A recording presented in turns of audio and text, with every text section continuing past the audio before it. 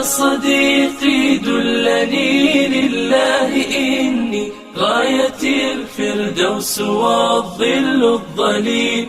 يا صديقي إننا بالله نحيا، فهو نور وهو زاد والدليل.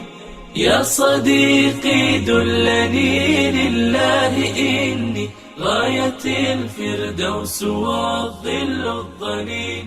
يا صديقي إننا بالله Bismillahirrahmanirrahim. Assalamualaikum warahmatullahi wabarakatuh. Alhamdulillahirabbil alamin.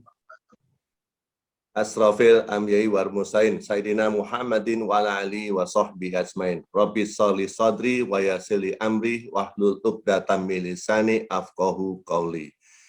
Amma ba'du. Bapak dan Ibu, para jemaah pejuang subuh yang dirahmati Allah, marilah kita bersama-sama panjatkan puji dan syukur kehadirat Allah Subhanahu wa Ta'ala yang telah melimpahkan taufik dan hidayahnya pada kita semua, telah diberi nikmat iman dan takwa serta umur dalam kesehatan sehingga kita bisa berjumpa kembali untuk bersama-sama talabul ilmu dalam rangka meningkatkan iman dan takwa kita kepada Allah Subhanahu wa Ta'ala. Semoga Allah Subhanahu wa Ta'ala selalu melimpahkan rahmat-Nya kepada kita semua, wabil khusus kepada Bapak dan Ibu yang tergabung dalam kajian subuh pagi ini. Amin, amin, ya rabbal alamin. Salawat dan salam senantiasa kita aturkan kepada junjungan kita, Nabi besar Muhammad Sallallahu Alaihi Wasallam, beserta keluarganya, para sahabatnya, dan pengikutnya sampai di akhir zaman. Semoga Bapak dan Ibu yang tergabung dalam kajian subuh pagi ini mendapatkan syafaat dari beliau di kiamat nanti. Amin, amin, ya rabbal alamin. Sebelum kita mulai, perkenankan saya membacakan adab-adab tata tertib dalam mengikuti kajian ini. Yang pertama, yang paling utama adalah luruskan niat semata-mata untuk mencari ridha Allah. Karena dengan ridhonya maka kita mendapatkan ilmu yang baik dalam kajian ini. Kemudian berpakaian rapi, sopan, hadirkan pikiran, hati dan pikiran serta kita agar bisa mendengarkan ilmu-ilmu dari yang disampaikan oleh Ustadz kita, guru kita, Ustadz Ahmad Susilo.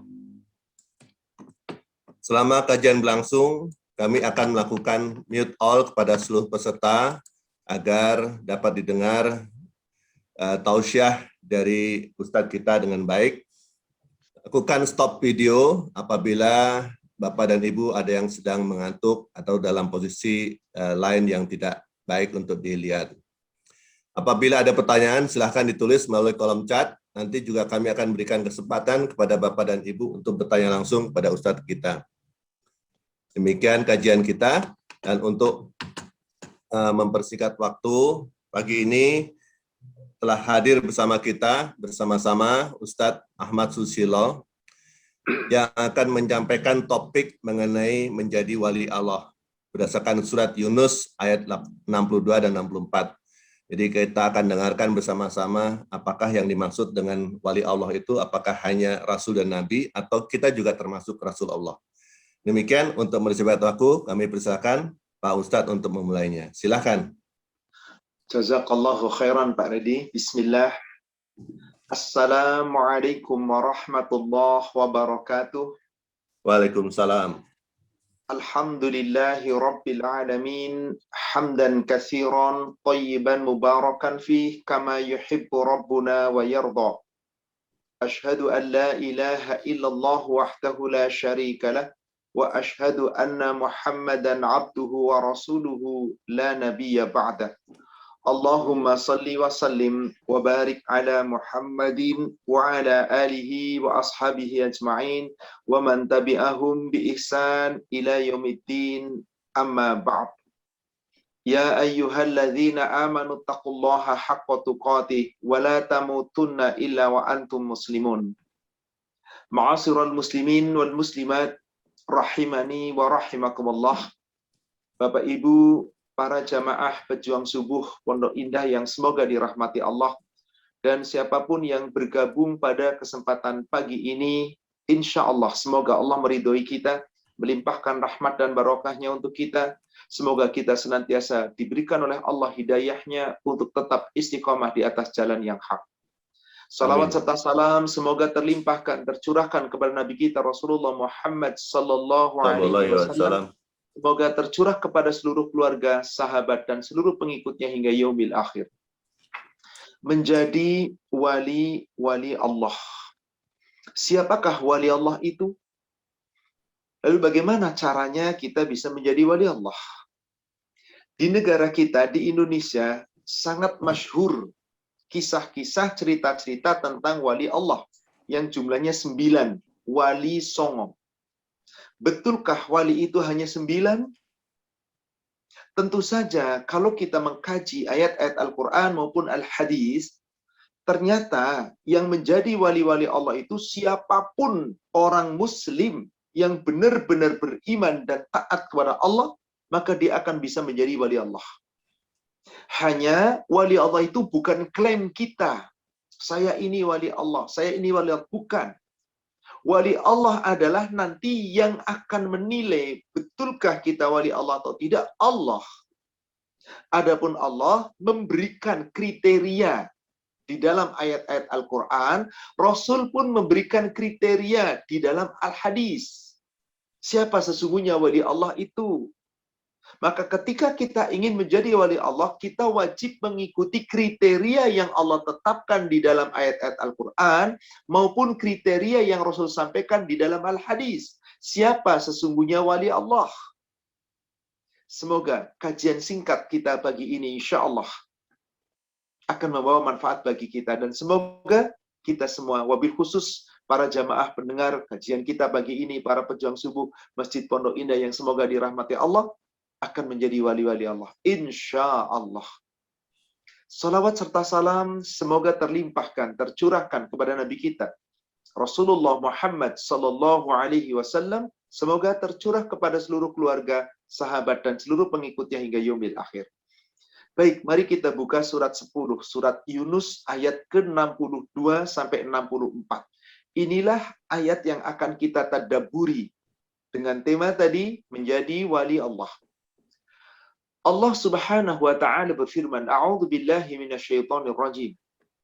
Ala inna awliya Allahi la khaufun 'alaihim wa la hum yahzanun. Ingatlah, sesungguhnya wali-wali Allah itu adalah orang-orang yang tidak pernah akan ada rasa takut pada mereka, dan mereka tidak akan bersedih hati. Jadi Allah katakan di sini, wali Allah itu di dunia nggak pernah ada rasa takut, nggak ada rasa sedih, nggak ada duka cita. Takutnya hanya satu, takut kepada Allah, tidak kepada yang lain. Nggak takut sakit, nggak takut susah, nggak takut miskin, nggak takut mati, nggak takut perintah ibadah. Wali Allah. Kok bisa ada orang seperti itu? Nah, nanti kita akan uraikan nanti insya Allah. Di dalam uraian ayat Al-Quran dan hadis insya Allah akan terjawab. Siapa wali Allah sesungguhnya itu? Kemudian di ayat 63 Allah menyebutkan siapakah wali Allah yang tidak ada rasa takut, tidak ada khawatir, tidak akan ada rasa sedih. Ayat 63 dengan jelas Allah katakan, wali Allah yang dimaksud adalah alladzina amanu, yaitu orang-orang yang beriman. Imannya bukan hanya sekedar ucapan di lisan, pernyataan retorika, tetapi iman itu dibuktikan wa kanu yattaqun, senantiasa imannya dijaga di dalam ketakwaan. Iman dan takwanya terus dijaga. Barangkali kita masih ingat kajian kita di pertemuan 2 pekan yang lalu di Pejuang Subuh, kita membahas tentang istiqamah, amal yang harus kita lakukan setelah Ramadan. Istiqamah. Artinya apa? Wali Allah itu imannya dijaga terus, istiqomah terus, ketaatannya dijaga terus. Baik itu perintah Allah berupa perintah-perintah wajib, perintah Allah melalui Rasul berita-perintah berupa perintah-perintah sunnah, dijaga terus. Kanu yattaqun, mereka selalu menjaga iman dan takwanya, terus menerus. Meskipun memang manusia imannya itu yazidu wa yanqus, kadang naik, kadang turun. Tetapi saat orang-orang yang ingin menjadi wali Allah itu dan betul-betul akan menjadi wali Allah, dilindungi oleh Allah, maka orang itu apabila imannya sedang turun pasti akan segera diusahakan dinaikkan kembali, terus ditingkatkan kembali dan berusaha sungguh-sungguh. Maka apa jaminan Allah bagi orang yang disebut oleh Allah wali Allah tadi? Di ayat 64-nya, lahumul busyra fil hayatid dunya wa fil akhirah. Bagi mereka mendapatkan kegembiraan, baik itu di dunia maupun di akhirat. Dapat berita gembira dari Allah. Di dunia akan tenang, nggak akan sedih, nggak akan takut, nggak akan duka cita. Di akhirat pun Allah akan berikan kabar gembira yang paling baik. Ya ini surga. Sampai Allah katakan, la tabdila li kalimatillah. Tidak ada perubahan bagi kalimat-kalimat Allah, janji-janji Allah, bahwa wali Allah pasti tidak pernah akan ada rasa sedih, nggak ada takut, akan dijaga oleh Allah di dunia sampai nanti di yaumil akhir. Dzalika huwal fawzul azim. Yang demikian itu adalah suatu kemenangan yang sangat besar yang Allah akan berikan kepada wali-wali Allah. Dari sini, mari kita akan uraikan. Siapa sesungguhnya wali Allah? Wali bisa diartikan sebagai pelindung. Wali Allah berarti orang-orang yang melindungi Allah. Maka wali Allah pasti akan dilindungi oleh Allah.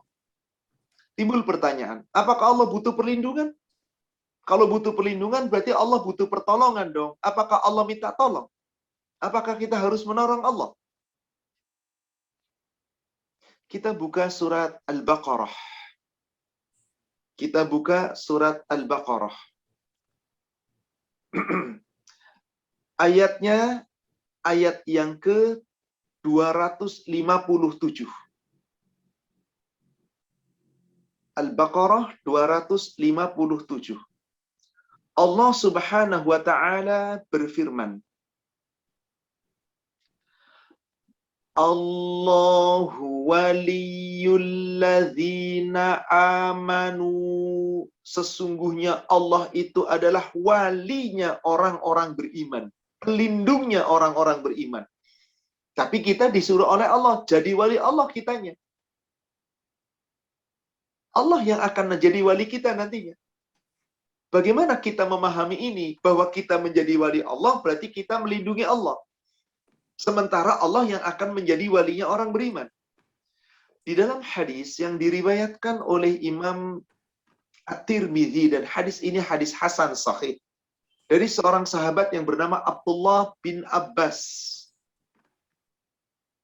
Kuntu khalfan Nabi sallallahu alaihi wasallam yawman faqal. Pada suatu hari aku membonceng di belakang unta Nabi sallallahu alaihi wasallam. Lalu beliau bersabda, Ya ghulam, ihfazillah yahfazka. Wahai anak muda, jagalah Allah. Nanti Allah yang menjaga kamu. Kita jaga Allah, Allah yang jaga kita. Pertanyaan timbul, apakah Allah butuh penjagaan? Lalu bagaimana cara menjaga Allah?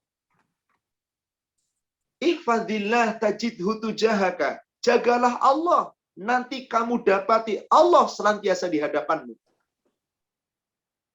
Betulkah Allah akan ada di hadapan kita?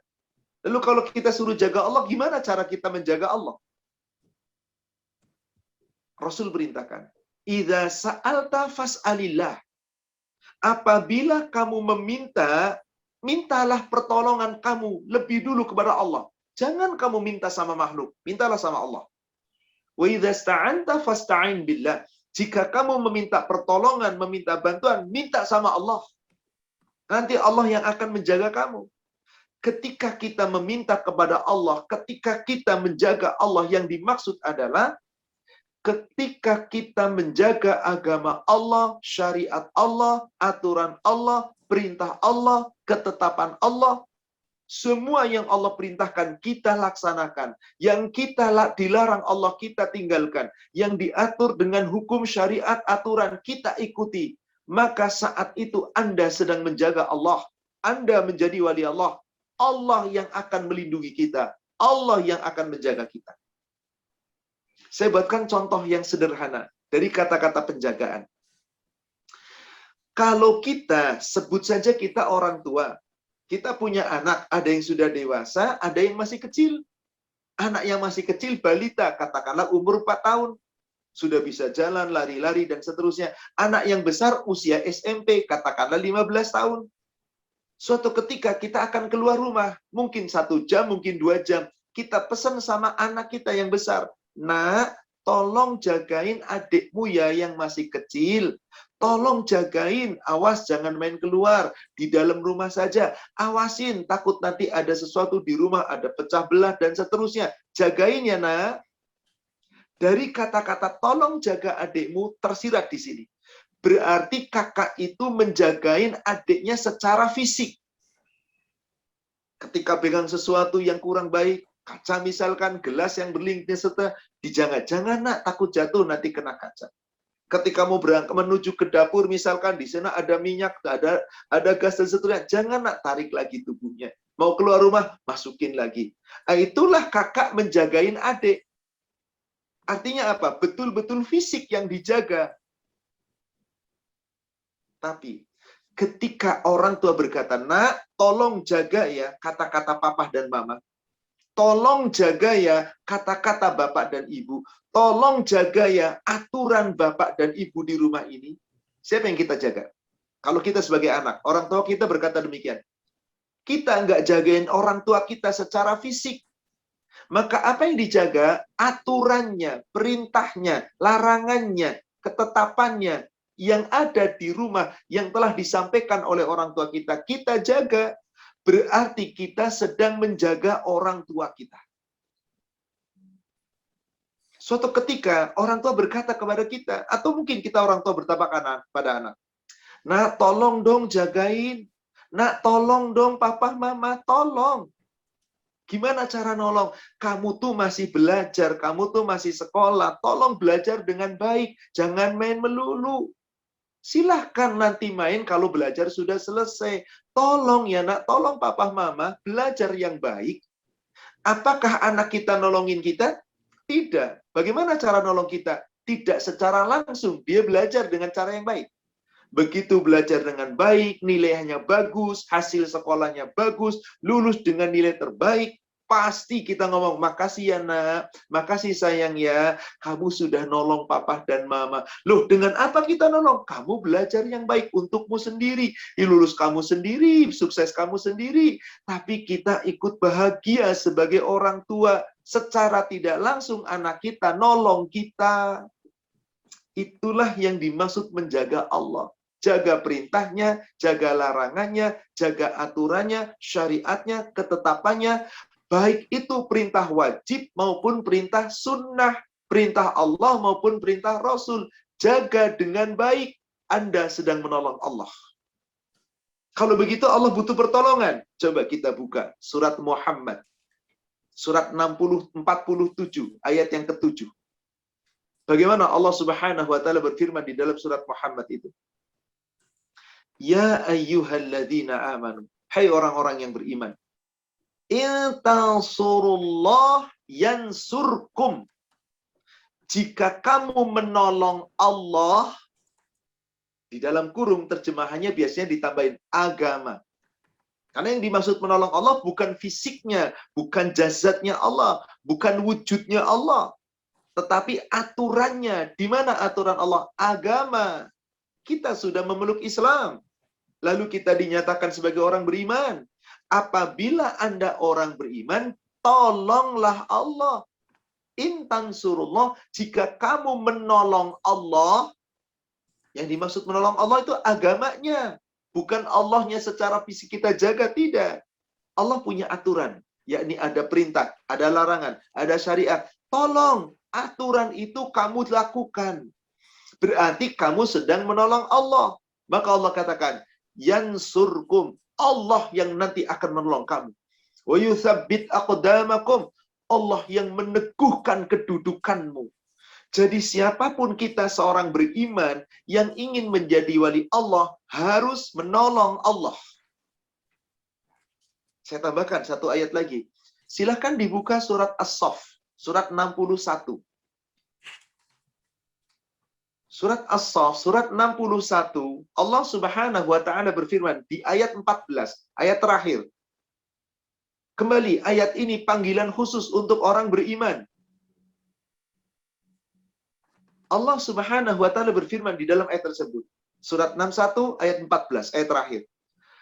Ya ayyuhalladzina amanu, hai orang-orang yang beriman, kunu ansarallah, jadilah kamu penolong-penolong Allah. Disuruh menolong Allah kita oleh Allah. Apa yang dimaksud tolong Allah tadi? Agamanya Allah kita jaga. Aturan, perintah, syariat kita jaga. Berarti Anda sedang menolong Allah. Kama qala Isa bin Maryam, sebagaimana Isa bin Maryam lil hawariyin berkata kepada pengikut setianya, man ansori ilallah, siapakah yang mau menolongku untuk Allah? Menolongku untuk Allah. Dari kata-kata ini seakan-akan Allah butuh pertolongan kita. Betul, tapi bukan untuk Allah, untukmu sendiri. Ketika Nabi Isa berkata kepada pengikut setianya, wahai kaum setiaku, hawariyin, siapa yang menolongku untuk agama Allah, untuk menegakkan aturan Allah? Maka di sini kemudian para pengikut setianya mengatakan, qalal hawariyun, para pengikut setianya Nabi Isa berkata, nahnu, kami, ansarullah, yang akan menolong Allah. Kami menjadi penolong-penolong Allah. Berarti agamanya Allah ditolong. Bagaimana caranya? Seluruh aturan agama dijalankan dengan baik. Itulah penolong Allah. Itulah wali Allah. Apa yang terjadi? Apakah setiap Bani Israel menolong Allah? Apakah semua pengikutnya Nabi Isa menolong Allah? Dikatakan oleh Allah dijawab di ujung ayatnya, fa'amanat ta'ifatum min bani Israel. Sebagian dari Bani Israel ada yang mau beriman. Yang beriman itulah penolong Allah. Sebagian lagi wa kafarat ta'ifah. Sebagian lagi ingkar, tidak mau menjadi penolong Allah. Nggak mau menjalankan agama Allah dengan baik. Maka Allah katakan, apabila nanti ada orang yang menolong Allah, agama Allah pasti dibantu dan dimenangkan oleh Allah. Dikatakan di ujung ayatnya, فَأَيَّدْنَا الَّذِينَ آمَنُوا عَلَىٰ عَدُوِّهِمْ فَأَصْبَحُوا ظَاهِرِينَ. Maka sungguh Allah akan memberikan kekuatan kepada orang-orang yang beriman, yang menolong agama Allah terhadap musuh-musuh orang yang beriman, lalu mereka menjadi orang yang menang. Yakinlah saudaraku sekalian, Islam pasti menang. Allah yang menjanjikan ini. Allah yang menjanjikan. Syaratnya, jadilah kita sebagai orang beriman, jadi wali Allah, tolong Allah, jaga Allah. Nanti Allah yang nolong kita, Allah yang menjaga kita. Yakinlah itu. Kembali ke surat 50, ke surat 2 Al-Baqarah ayat 257 tadi. Baru dijelaskan di awal ayat. Allahu waliyul ladzina amanu. Allah lah yang menjadi wali, pelindung orang-orang yang beriman. Kalau orang beriman itu mau menjadi wali Allah, melindungi Allah, menolong Allah, menjaga Allah. Dengan ayat-ayat tadi, hadis yang saya sampaikan, kita paham bahwasanya yang menjadi wali Allah adalah yang menjaga agama Allah, menjaga aturan Allah, minta perlindungan kepada Allah, dan menjalankan perintah aturan Allah. Baik itu yang diperintah, yang dilarang, yang diatur, baik itu dari Allah, baik itu dari Rasul, maka Allah akan menjadi wali orang yang beriman tersebut. Yukhrijuhum minadh-dhulumati ilan nur. Orang-orang beriman itu telah dikeluarkan oleh Allah dari kegelapan. Kegelapan, dari kedzaliman, dari kesalahan, dari dosa-dosa. Ilan nur, menuju cahaya iman. Itulah orang beriman yang menjadi wali Allah. Akan Allah keluarkan dari kegelapan menjadi terang benderang. Selalu jalannya lurus karena terang benderang. Sebaliknya, walladzina kafaru, orang-orang yang mengingkari Allah, auliya'uhumut taghut. Walinya, pelindungnya bukan Allah, tapi taghut. Selain Allah. Bisa siapa itu? Bisa setan, laknatullah, dari makhluk jin. bisa harta benda, kekayaan, kedudukan, atau macam-macam. Ada orang lebih dilindungi oleh harta bendanya, seakan-akan yang menolong dirinya ada harta benda, kedudukan, bahkan pelindungnya mereka seakan-akan hanya dari manusia. Ada pula yang dilindungi dengan jimat-jimat dan seterusnya. Maka orang seperti itu tidak pernah menolong Allah. Allah akan keluarkan mereka bukan dari gelap menuju terang, justru yang tadinya terang, yukhrijunahum minal nuri ila dzulumat. Tauhid itu telah mengeluarkan mereka, menjerumuskan dari terang menuju kepada kegelapan. Ulaika ashabun nar hum fiha khalidun. Maka mereka itulah penghuni-penghuni neraka, mereka kekal di dalamnya selama-lamanya. Na'udzubillah, summa na'udzubillah. Mari kita uraikan penjelasan ayat ini dengan beberapa ayat lain dan hadis-hadis yang lain. Bagaimana cara kita menjadi wali Allah? Meskipun secara singkat tadi sudah disampaikan, jadi penolong Allah. Bagaimana cara kita bisa menolong Allah? Ingat, Allah mengutus untuk kita, meskipun kita tidak pernah berjumpa, tapi ada utusan Allah yang disebut Rasulullah Muhammad sallallahu alaihi wasallam. Maka Allah mengutus Rasul itu bukan sekedar Rasul menyampaikan kepada kita, tapi kewajiban kita sebagai umat Islam, umatnya Nabi kita Muhammad Rasulullah sallallahu alaihi wasallam, umat terakhir, yakni umatnya Rasul sampai akhir zaman. Allah mengutus Rasul bukan semata-mata sekedar diutus, tapi wajib ditaati atas izin Allah. Jadi apapun yang Rasul perintahkan, wajib ditaati, jangan diabaikan. Kalau Anda abaikan, berarti Anda tidak mengikuti Rasul. Berarti Anda tidak mengikuti Allah. Karena Allah telah mengklaim bahwa Allah mengutus Rasul, Rasul wajib ditaati oleh kita. Artinya segala perintah Rasul, baik itu perintah Allah yang wajib yang disampaikan oleh Al-Quran, perintah Rasul yang sunnah yang tidak ada dalam Al-Quran, tapi adanya dalam hadis, wajib kita ikuti semampu kita dan kita taati. Pada suatu ketika, Rasulullah Shallallahu Alaihi Wasallam menyampaikan di hadapan para sahabat dalam hadis riwayat Imam Bukhari dari Abu Hurairah. Kullu ummati dakhalal jannah. Setiap umatku pasti masuk surga. Dakhalal jannah, masuk surga. Illa man aba, kecuali umatku yang menolak. Barangkali hadis ini janggal bagi telinga kita. Adakah umat Islam menolak masuk surga? Rasul mengatakan, setiap umatku pasti masuk surga, kecuali yang menolak. Seakan-akan ada umat Islam menolak masuk surga. Nggak mungkin ada orang Islam menolak masuk surga. Orang non-muslim aja pengen masuk surga kok. Tapi Rasul mengatakan itu. Maka para sahabat bertanya, Qulta ya Rasulullah. Kami bertanya, wahai Rasulullah, wa may ya'ba.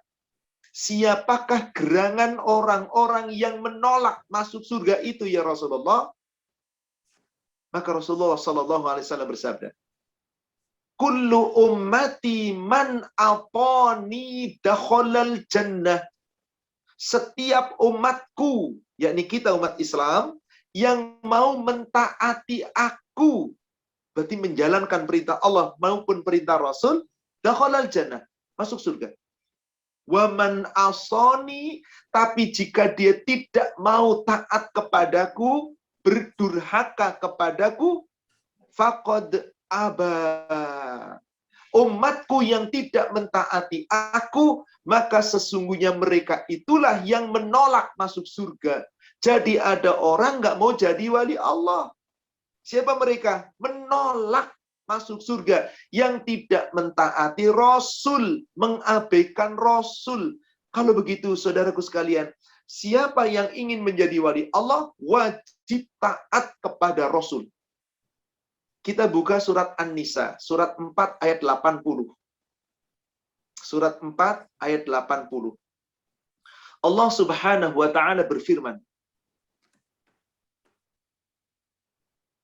Mayyuti'ir rasul faqad ata Allah.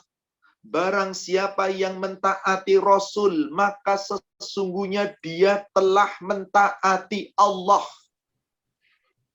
Dia telah mentaati Allah. Ayat ini, saudaraku seiman, para jamaah sekalian pejuang subuh yang dirahmati Allah, tolong garis bawahi, catat dengan tinta emas. Mayyuti'ir Rasul faqad ata Allah. Yang mentaati Rasul, maka sesungguhnya telah mentaati Allah. Bagaimana jika tidak mentaati Rasul?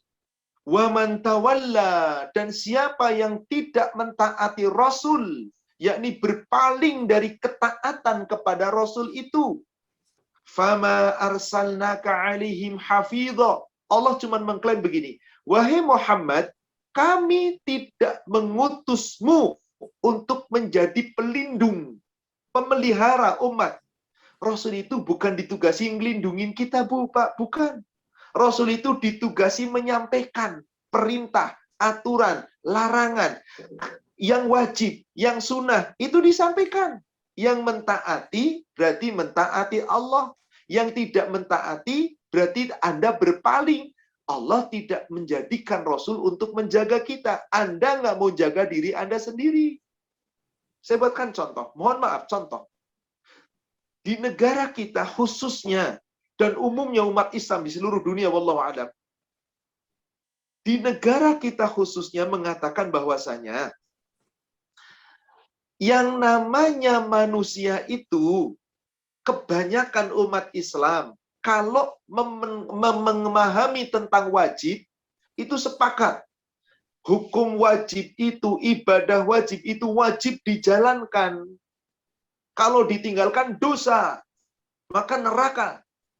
Ancamannya neraka. Setiap dosa ancamannya neraka. Lalu bagaimana dengan perintah Rasul? Pasti mengatakan, kalau cuma perintah Rasul sunnah, yang nggak ada dalam Al-Quran itu perintah Rasul, itu sunnah. Lalu bagaimana jawaban mereka tentang sunnah? Kalau yang namanya sunnah, dikerjakan dapat pahala, nggak dikerjakan nggak apa-apa. Jadi ada orang tidak mentaati Rasul, nggak apa-apa. Betulkah seperti itu ayatnya? Betulkah tadi hadisnya seperti itu? Yang mentaati aku masuk surga, yang nggak taat sama aku, dia nolak masuk surga. An-Nisa ayat 80, yang mentaati Rasul telah mentaati Allah. Nggak mentaati Rasul berarti tidak mentaati Allah. Meskipun ayat itu mengatakan, yang berpaling tidak mentaati perintah Rasul, maka Rasul tidak ditugasi Allah menjaga kita. Maka dalam hadis yang diriwayatkan oleh Imam Muslim, dari Abu Hurairah, dari Jabir bin Abdullah, dari beberapa sahabat yang lain, Rasulullah SAW bersabda, Man aponi faqad apallah. Siapa yang mentaatiku sesungguhnya telah mentaati Allah. Wa man asani faqad asallah. Siapa yang mendurhakai aku sesungguhnya dia durhaka kepada Allah.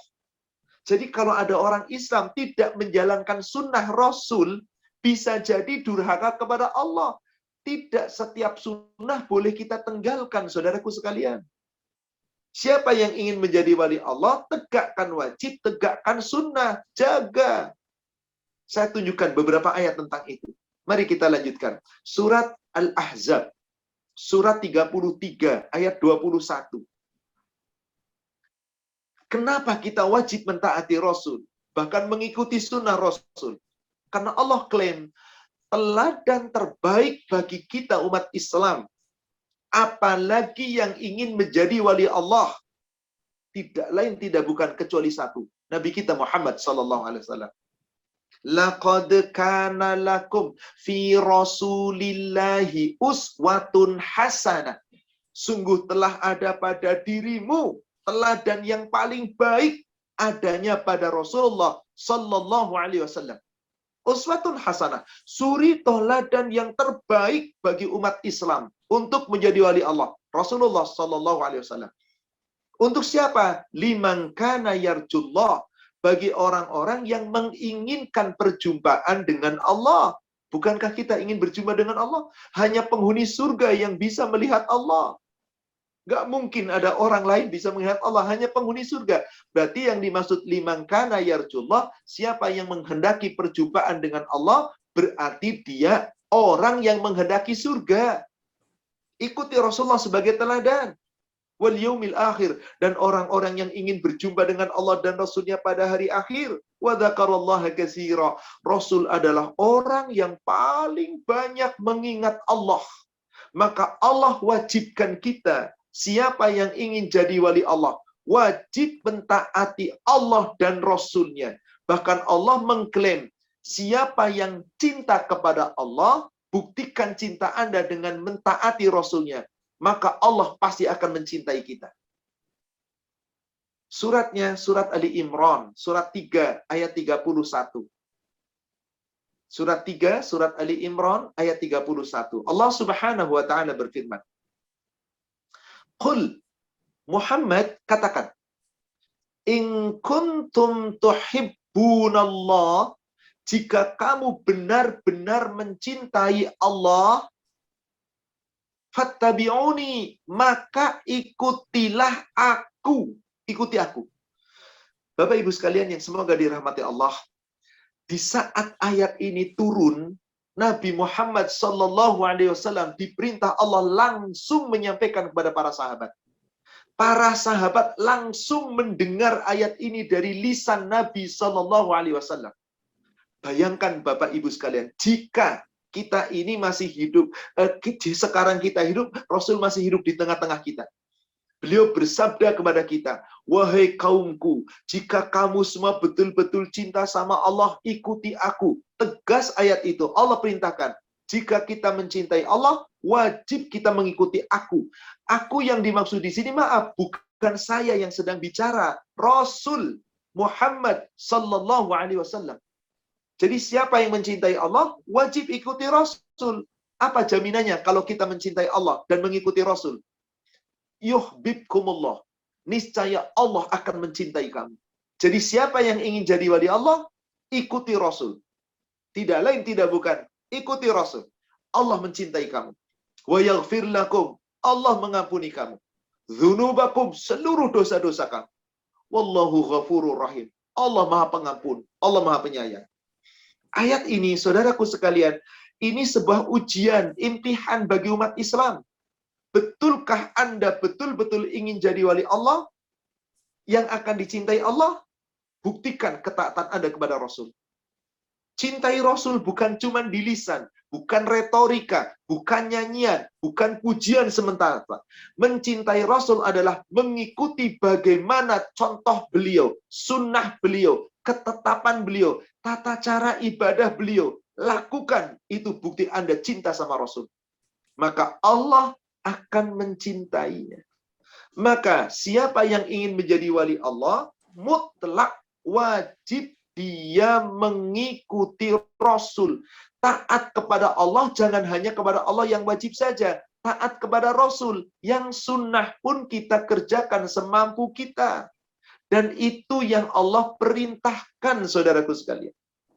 Kita lihat kembali surat 24, surat An-Nur. Coba kita buka ayat 52. Surat An-Nur ayat 52. Allah Subhanahu wa taala berfirman, "Wa may yuti'illaha wa rasulahu wa yakhshallah." Dan barang siapa mentaati Allah dan Rasulnya. Apa yang Allah perintahkan, taati. Apa yang Rasul perintahkan, taati. Semata-mata yakhshallah, karena Anda takut kepada Allah. Tidak takut kepada siapapun. Wa yattaqhi, dan tetap bertakwa kepadanya. Faulaika humul faizun. Orang yang betul-betul mau mentaati Allah, mentaati Rasulnya, hanya takut kepada Allah, dan terus-menerus menjaga ketakwaannya. Itulah orang-orang yang beruntung, yang menang, yang pasti akan menang. Dari sini jelas, wali Allah itu selalu taat kepada Allah dan Rasul, tidak dibeda-bedakan. Wajib sunnah dijalankan dengan semangat. Hanya yang sunnah itu ada yang boleh ditinggalkan, ada yang tidak boleh ditinggalkan. Jangan mengatakan sunnah itu semuanya nggak apa-apa kalau ditinggalkan. Jangan, karena ayat tidak menyatakan demikian. Hadis pun tidak menyatakan demikian. Bagaimana kalau Rasulullah SAW telah mengerjakan yang sunnah? Umatnya nggak mau mengerjakan yang sunnah. Nggak ada masalah. Tapi urusannya masing-masing. Tanggung jawabnya sendiri-sendiri. Tapi Rasul tidak pernah beliau berani meninggalkan yang sunnah. Coba kita buka. Masih surat yang sama, surat 24, kita ke ayat 54-nya. Surat 24, ayat 54. Allah Subhanahu wa taala berfirman, "Qul," katakanlah, "Ati'ullah." Taatilah Allah. Wa ati'ur Rasul. Taatilah Rasul. Saudaraku sekalian, ayat yang berbunyi seperti ini gandengan taat Allah, taat Rasul dalam Al-Quran puluhan ayat. Allah menginginkan umat Islam itu jangan membeda-bedakan perintah. Baik itu perintah Allah, taati. Perintah Rasul, taati. Dan ini diulang Allah berpuluh-puluh ayat dalam Al-Quran. Yang saya tidak mungkin menyebutkan satu persatu. Hanya beberapa ayat sudah saya sebutkan. Untuk apa? Siapa yang menjadi wali Allah, wajib ketaatan kepada Allah dan Rasul dijalankan. Lalu bagaimana jika ternyata ada umat Islam tawallau, berpaling? Lihat ayatnya. Fa'in tawallau, maka jika kalian, yakni umat Islam, disuruh taat kepada Allah dan Rasul, malah berpaling. Allah cuma katakan begini, fa'innama alaihi ma hummila, maka sesungguhnya wahai Muhammad, kewajiban Rasul itu adalah apa yang dibebankan Allah kepada Rasul. Saudaraku sekalian, sholat wajib 5 waktu Allah bebankan kepada Rasul. Sholat sunnah qobliyah, ba'diyah, sholat sunnah tahajud, sholat sunnah witir, sholat sunnah duha, sholat sunnah, puasa sunnah, itu dibebankan Allah pula kepada Rasul. Rasul menjalankan. Dan apa yang dibebankan Rasul? Alaihi mahummi. Apa yang telah Allah berikan beban kepada kamu. Nah, bagaimana kita umatnya? Wa alaikum mahumiltum. Kewajiban kamu, yakni kita umatnya Rasul, apa-apa yang dibebankan kepada kamu, yakni kepada kita. Rasul sudah membebankan yang sunnah. Beliau sudah menjalankan. Lalu Allah perintahkan kepada Rasul, bebankan sunnah kepada umatnya. Rasul sudah sampaikan.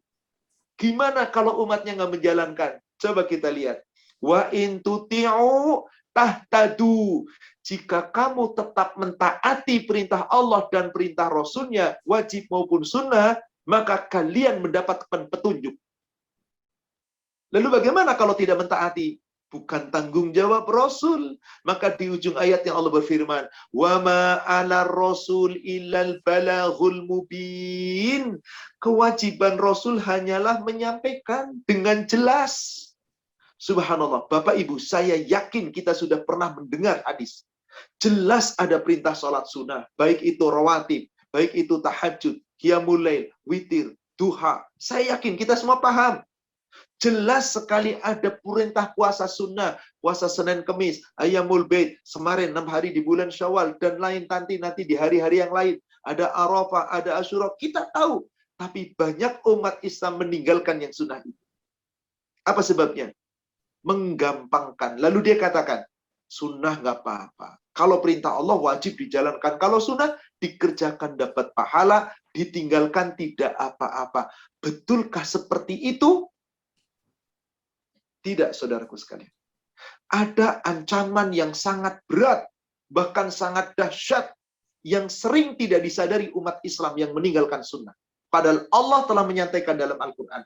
Rasul menyampaikan dalam Al-Hadis. Saya sampaikan dulu dalam Al-Quran.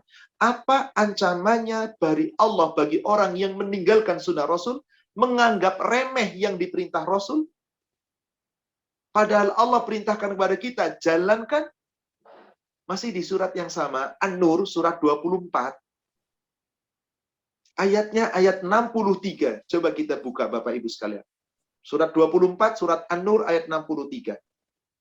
Allah Subhanahu wa ta'ala berfirman, la taj'alu du'a ar-rasul bainakum kadu'a'i ba'dukum ba'dah. Janganlah kamu jadikan panggilan Rasul di antara kamu seperti panggilan sebagian kamu kepada sebagian yang lain. Maaf Bapak Ibu, panggilan Rasul itu apa sih? Perintah Rasul. Ajakan Rasul. Yang Rasul perintahkan berupa sunnah.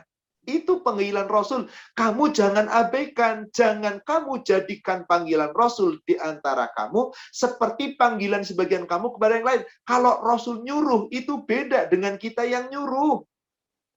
Seorang anak disuruh orang tua, wajib dijalankan. Apalagi orang beriman disuruh Rasul, wajib dijalankan. Bagi kita, kedudukan hukumnya apa? Sunnah dalam menjalankannya. Tapi kita jalankan karena diperintah Allah. Qad ya'lamullahu alladhina yatasallaluna minkum liwada. Sungguh Allah telah mengetahui orang-orang yang berangsur-angsur pergi di antara kamu dengan berlindung kepada lokal yang lain. Apa maksudnya? Ada orang-orang tidak mengerjakan perintah Rasul, keluar, meninggalkan, tidak menjalankan, berlindung kepada orang lain. Maksudnya berlindung dengan kawannya itu, ada orang yang punya dalil. Sunnah itu nggak apa-apa, dikerjakan dapat pahala, ditinggalkan nggak apa-apa, nggak usah yang sunnah nggak apa-apa kok. Lalu berlindung dengan kata-kata itu. Padahal ayat nggak begitu, hadis nggak begitu. Lalu ditinggalkan sunnah Rasul gara-gara mengikuti pemahaman orang yang tidak sesuai dengan dalil Al-Quran, Al-Hadis. Quran nggak mengatakan begitu, hadis nggak mengatakan begitu. Tapi ada orang berani mengatakan, sunnah itu nggak apa-apa, yang penting dikerjakan dapat pahala, nggak juga nggak apa-apa, yang penting yang wajib-wajib aja. Siapa yang mengatakan itu? Bukan dari Rasul, bukan dari para ulama salaf, bukan dari hadis, bukan pula dari Al-Quran. Allah mengatakan, Allah tahu siapa orang yang suka meninggalkan sunnah Rasul. Maka, lihat ancamannya Bapak Ibu sekalian. Lihat ujung ayatnya. Tolong ini digaris bawahi. فَلْيَحْذَرِ الَّذِينَ يُخَالِفُونَ عَنْ أَمْرِهِ. Ini ancamannya ini. Maka hendaklah orang-orang yang menyalahi perintah Rasulnya. Menyalahi perintah Rasulnya. Antusibahum fitnah. Hendaklah mereka takut ditimpa cobaan. Ditimpa fitnah. Au yusibahum adzabun alim, atau hendaklah orang yang suka meninggalkan perintah Rasul takut ditimpa azab yang sangat pedih. Subhanallah. Dalam ayat ini saudaraku sekalian, ternyata siapa yang berani mengabaikan sunnah Rasul ada ancaman. Sekurang-kurangnya di dunia tertimpa fitnah, cobaan. Kalau tidak, di dunia nggak tertimpa, ada azab yang pedih nanti di neraka. Jadi ada ancaman neraka. Memang kita yakin bahwasanya ibadah kita yang wajib-wajib sudah cukup. Yakin puasa kita yang wajib sudah pasti diterima. Rasul sudah dapat jaminan surga, saudaraku sekalian. Ampunan Rasulullah sudah diampuni. Beranikah Rasul meninggalkan sholat qobliyah ba'diyah atau rawatib? Beranikah Rasulullah meninggalkan sholat malam atau tahajud, witir? Beranikah Rasulullah meninggalkan puasa tengah bulan, Ayyamul Bid? Beranikah Rasul meninggalkan Senin Kemis? Tidak, demi Allah. Rasul selalu kerjakan yang sunnah. Kapan Rasul meninggalkan yang sunnah? Dikala beliau sakit, dikala beliau dalam safar. Dalam safar sekalipun beliau kalau mampu puasa, berpuasa. Sholat malam tahajud meskipun di atas untanya. Lalu kenapa kita berbaring nyenyak setiap malam? Nggak bangun malam untuk tahajud. Tahajud seakan-akan pantasnya hanya di Ramadan. Lalu kita seakan-akan saum itu hanya di Ramadan. Setelah itu yang sunnah diabaikan. Saudaraku sekalian, ini ancaman yang luar biasa. Ini ancaman yang luar biasa. Ayat ini hendaklah kita pahami. Jelas ayatnya tadi. فَلْيَحْذَرِ الَّذِينَ يُخَالِفُونَ عَنْ أَمْرِهِ antusibahum fitnah au yusibahum adzabun adim. Hendaklah orang yang suka menyelisihi sunnah Rasulnya takut perintah Rasul kok diabaikan, takut nanti kamu ditimpa cobaan atau ditimpa azab yang sangat pedih. Jadi ada ancaman orang yang nggak jadi wali Allah itu nggak ditolong Allah, bisa terkena fitnah, bisa terkena azab.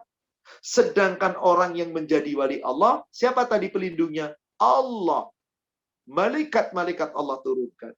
Maka sungguh berbahagialah orang-orang yang menjadi wali Allah, yaitu orang-orang yang menjalankan perintah wajib maupun perintah sunnah. mentaati Allah maupun mentaati Rasul. Surga, saudaraku sekalian, jaminannya.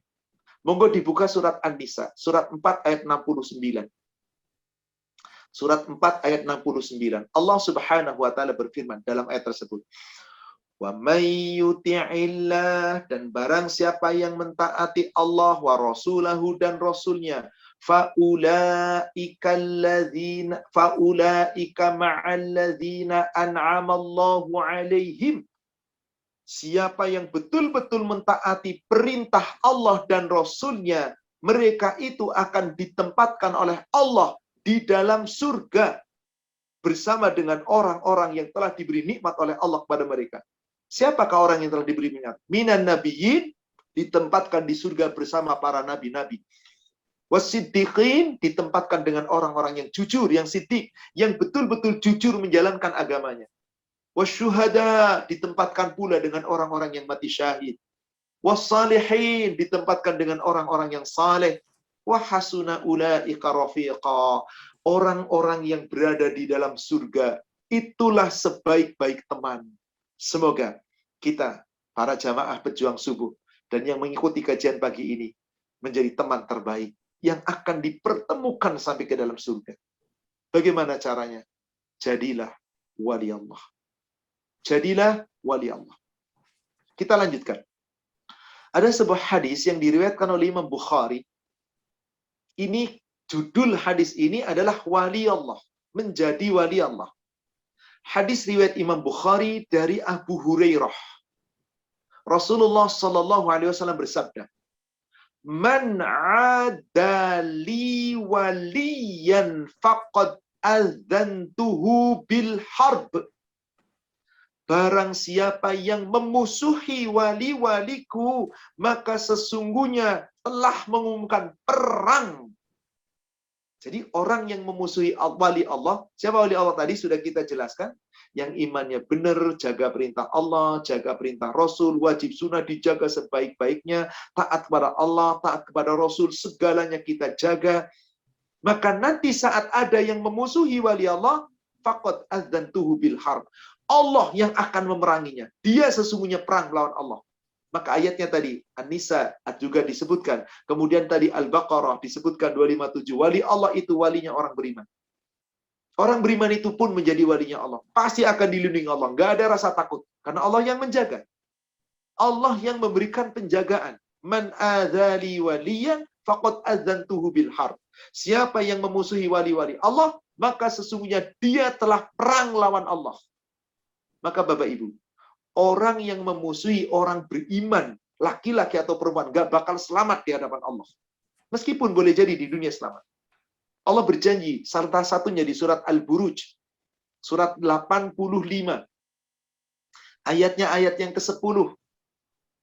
Allah Subhanahu wa taala berfirman, "Innalladzina fatanul mu'minina wal mu'minat." Sesungguhnya orang-orang yang menimpakan fitnah, mendatangkan cobaan, mencoba dengan bencana, membunuh, menyiksa, demi Allah, orang-orang Yahudi yang membunuh wali-wali Allah di sana di Palestina. Orang-orang kafir yang menambahkan pertumpahan kepada orang-orang yang beriman. Jadi didatangkan oleh mereka keburukan, disiksanya. Di dunia mereka seakan-akan menang. Wali-wali Allah gugur di medan perang. Atau gugur ketika dibantai oleh mereka. Apa kata Allah?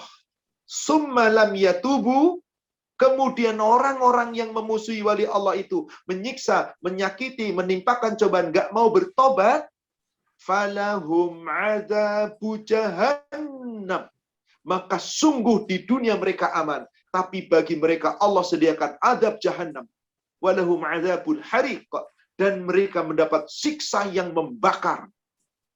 Makanya Bapak Ibu sekalian, orang-orang Palestina, ya Allah, dari anak-anak, dari wanita, dibunuh, disiksa, disakiti, subhanallah, menangis, paling menangis, tapi tetap tenang. Mungkin kita orang-orang yang di luar Palestina sedih, betul, karena itu saudara seagama kita. Mereka sedih, tapi mereka yang gugur di jalan Allah syahid. Sementara yang membunuh, na'udzubillah, neraka jahanam. Jadi wali Allah pasti ditolong Allah. Kalau tidak di dunia, nanti di yaumil akhir. Kembali kepada hadis tadi. Lalu bagaimana cara menjadi wali Allah tadi? Supaya Allah melindungi kita. Yang memusuhi kita berarti musuhnya Allah. Dilanjutkan hadisnya. Wa man taqarraba ilayya abdi bi syai'in ahabbu ilayya mimma aftaradtuhu ilaihi. Tidaklah seorang hamba mendekatkan diri kepadaku dengan mengerjakan suatu amal ibadah, maka tidak ada amal ibadah yang paling aku cintai selain hambaku menjalankan perintah yang wajib. Jadi setiap ibadah wajib, sholat, puasa, zakat, dan seluruh ibadah wajib, itu sangat dicintai Allah. Apakah hadis ini berhenti? Cukupkah kita hanya menjalankan yang wajib? Dilanjutkan hadisnya. Wa ma yazalu abdi yataqarraba ilayya bin nawafil. Tidaklah seorang hamba menambahkan ibadah dengan lebih mendekatkan diri kepadaku dengan ibadah-ibadah sunnah. Rasul sebutkan sunnah. Ini firman Allah, hadis qudsi riwayat Imam Bukhari. Menambahkan perintah Allah dengan mendekatkan diri kepada Allah, menambahi ibadah sunnah bin nawafil hatta uhibba. Siapa yang menambah ibadah-ibadah sunnah sehingga aku akan mencintainya. Persis seperti surat 3 Ali Imran ayat 31 tadi. Siapa yang betul-betul mencintai Allah, ikuti Rasul, jalankan yang sunnah. Nanti Allah akan mencintaimu. Hatta uhibba. Lalu bagaimana seorang hamba yang telah dicintai Allah? Idza ahbabtuhu kuntu sam'ahu alladhi yasma'u bihi. Jika hambaku itu telah aku cintai, maka aku jadi pendengarannya. Dengan itu dia mendengar. Allah jaga pendengaran kita. Pasti pendengarannya baik. Gak mungkin mendengarkan sesuatu yang buruk. Wa kuntu basarahu alladhi yubsiru bihi. Aku akan jadi penglihatannya. Dengan itu dia melihat. Penglihatannya dijaga Allah. Wa kuntu yadaihi alladhi yubtisha biha. Aku jadi kedua tangannya. Dengan itu tangannya berjuang, berbuat, berperang, berbuat, beramal. Wa kuntu rijlahu. Aku akan jadi kedua kakinya. Alladhi yamshi biha. Dengan itu dia berjalan. Langkah kakinya dilindungi Allah. Wali Allah. Pendengarannya dijaga, penglihatannya dijaga, perbuatan tangannya dijaga, lisan tutur katanya dijaga, langkah kakinya dijaga. Idza sa'alani fa'atiyanna. Apabila wali-waliku itu meminta kepadaku, aku beri permintaannya. Wala in ista'adzani la'uidzanna. Jika waliku itu meminta perlindungan kepadaku, aku lindungi dia. Allahu Akbar. Saudaraku seiman, semoga kita menjadi hamba-hamba Allah yang insya Allah menjadi wali-wali Allah. Syaratnya, taati Allah, taati Rasul, Anda akan mendapatkan cahaya iman untuk berjalan menuju surga. Sebab nanti di akhirat, hanya orang yang punya cahaya iman yang bisa berjalan menuju surga. Siapakah orang yang punya cahaya iman? Itu orang yang taat kepada Allah, menjalankan perintah Allah yang wajib, dan tetap mengimani Rasul, menjalankan perintah-perintah Rasul yang sunnah. Saya tutup dengan sebuah ayat terakhir. Silakan Bapak Ibu buka surat 57. Surat Al-Hadid ayat ke-28. Surat Al-Hadid, surat 57 ayat 28. Allah Subhanahu wa taala berfirman, Ya ayyuhallazina amanu. Wahai orang-orang yang beriman. Ittaqullah. Bertakwalah kamu kepada Allah. Setelah Allah perintahkan kita bertakwa kepada Allah, ada digandeng lanjutan ayatnya. Wa aminu bi rasuli. Dan tetaplah kamu mengimani Rasulnya. Allah perintahkan di sini. Jangan hanya taat kepada Allah. Imani juga Rasulnya. Berarti jalankan yang sunnah. Kalau Anda jalankan itu dua-duanya, yu'tikum kiflaini min rahmatihi. Allah memberikan untukmu rahmatnya dua bagian. Rahmat Allah ada 100%.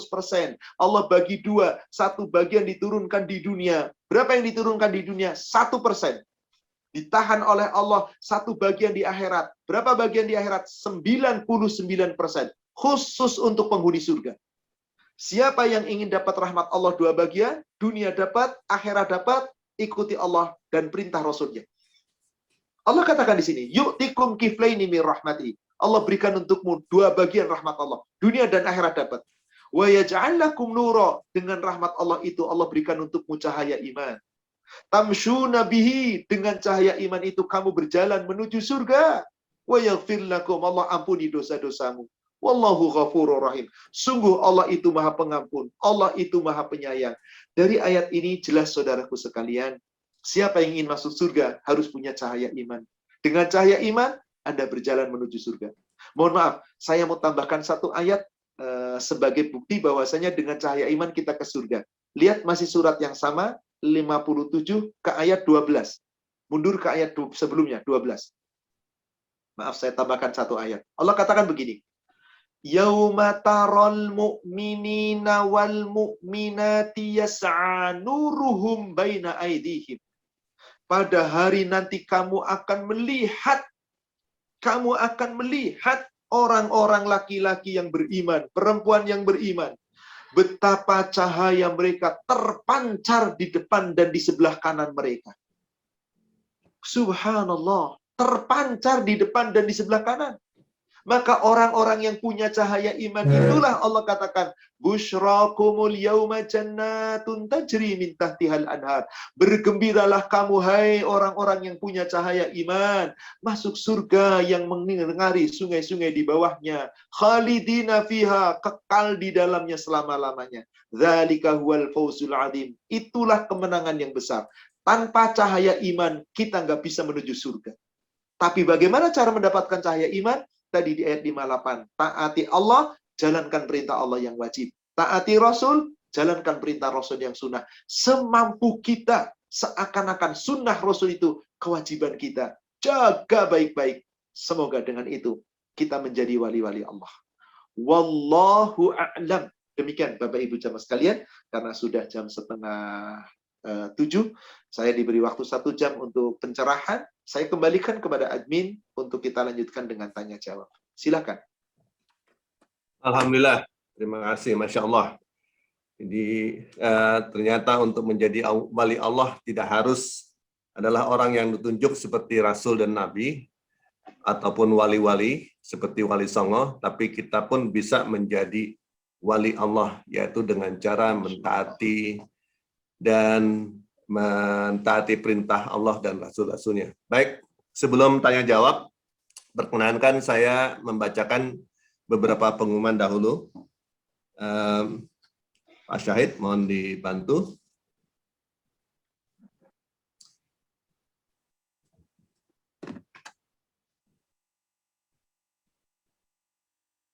Acara kajian ini rutin kami adakan setiap hari Senin, Selasa, Rabu, Jumat, Sabtu, dan Ahad.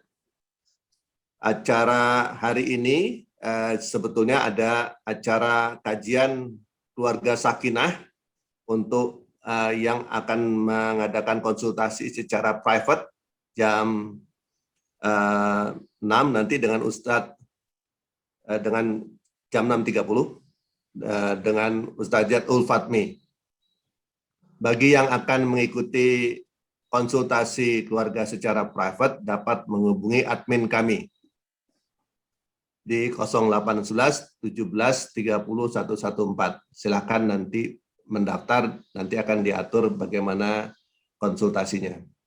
Acara berikutnya, kajian kami adalah esok hari Rabu, seperti biasa jam 5 sampai dengan 5.30 sampai dengan 7, yaitu kajian wakaf dengan tema inkubator nazir wakaf yang dibawakan oleh Ustadz Yusri Ahyar. Hari Jumat, seperti biasa kami mengadakan gerakan membaca Al-Quran Tartil oleh Ustadz Dr. Andes Uci Armisi. Jumat malam jam 80. Seperti biasa setiap minggu diadakan kajian keluarga sakinah untuk umum yang dibawakan oleh Dokteranda Dr. Ustazah Haji Ulfatmi Amirsyah. Hari Sabtu kami mengadakan kajian seperti biasa Nabawiyah, Sirah Nabawiyah, dan hari Ahad Tadabbur Al-Quran. Bagi Bapak dan Ibu yang ingin memberikan sedekah dan infaknya untuk kegiatan kami, dapat mengirimkan langsung, mentransfer melalui rekening Pejuang Sumbuh Pondok Indah di Bank Syariah Indonesia dengan nomor 7220201001. Untuk bantuan peduli Palestina sudah kami hentikan dan sudah kami serahkan kepada yang berhak yang kami kerjasama selama ini. Baik, selanjutnya saya akan bacakan beberapa pertanyaan Pak Ustadz ya. Silakan Pak. Jadi pada intinya adalah mentaati Rasul akan juga mentaati Allah. Pertanyaan pertama, perintah atau tuntunan Rasul itu dalam hadis sangat banyak. Ada yang sahih dan ada yang juga yang dhaif. Banyak juga yang mengandung atau menginterpretasikan berbeda-beda. Sehingga misalkan banyak yang berjihad dengan cara melakukan keonaran atau mohon maaf ini membuat bom yang merugikan orang lain. Nah, pertanyaannya bagaimana kita membedakan bahwa perintah ini adalah perintah yang benar, bukan yang dhaif. Dan kita wajib melakukannya. Sehubungan dengan perintah Rasul juga, bagaimana kalau perintah itu dilakukan sebagian karena keterbatasan waktu? Bukankah misalnya melakukan sholat tahajud dia tidak bisa, tapi hanya melakukan sholat duha saja? Bukankah Allah menyukai amalan yang sedikit tapi istiqomah terus-menerus? Nah, itu pertanyaan mengenai perintah Rasul untuk kita bisa menjadi wali Allah. Silakan Pak Ustaz. Jazakallah khairan atas pertanyaan penanya. Yang dimaksud sunnah Rasul itu ada sunnah berkaitan dengan syariat. Maka apabila berkaitan syariah, wajib diikuti mutlak. Tata cara sholat kita, tata cara jihad kita, tata cara ibadah kita, tata cara haji kita, mutlak. Itulah yang dinamakan manasik dalam ibadah. Jihad, manasik, dalam berjihad. Ada tata caranya.